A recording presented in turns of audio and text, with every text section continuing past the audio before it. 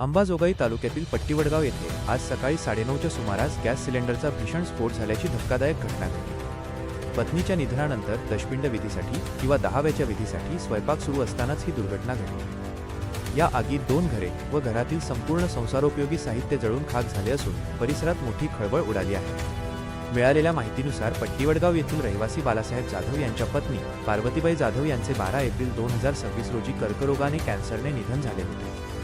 त्यांच्या निधनानंतर आज 10व्याचा कार्यक्रम आयोजित करण्यात आला होता। या कार्यक्रमासाठी सकाळपासून स्वयंपाकाची लगबग सुरू होती।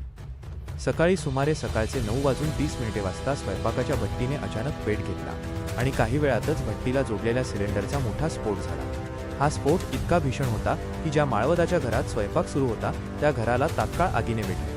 घर लाकडी बांधकामाचे असल्याने आगीने झपाट्याने पेट घेतला आणि ती शेजारील दुसऱ्या घरापर्यंत पसरली। या आगीत दोन्ही घरांतील धान्य, कपडे, भांडी व इतर महत्त्वाचे साहित्य जळून खाक झाले।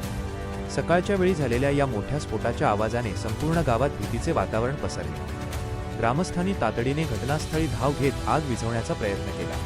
सुदैवाने या घटनेत कोणतीही जीवितहानी झाली नाही, मात्र जाधव कुटुंबाचे आर्थिक व मानसिक नुकसान मोठ्या प्रमाणात झाले आहे। पत्नीच्या निधनाचे दुःख असतानाच या आगीत राहते घर व संसार उघड्यावर पडल्याने बालासाहेब जाधव यांच्या कुटुंबावर दुःखाचा डोंगर कोसळला आहे।